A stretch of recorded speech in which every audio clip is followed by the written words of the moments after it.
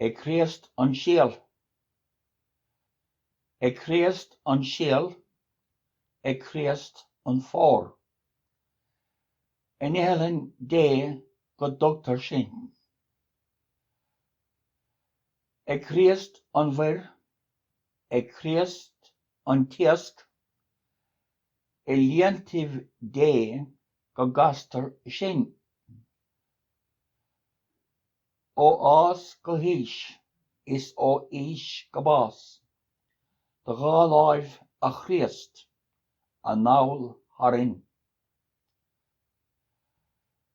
Ó bhás go críoch, nach críoch ach ás I bparachas na ngrás go ráimid. Críost an Síol. Críost an Síol, Críost an fór. hÉireann dé go dtugtar sin.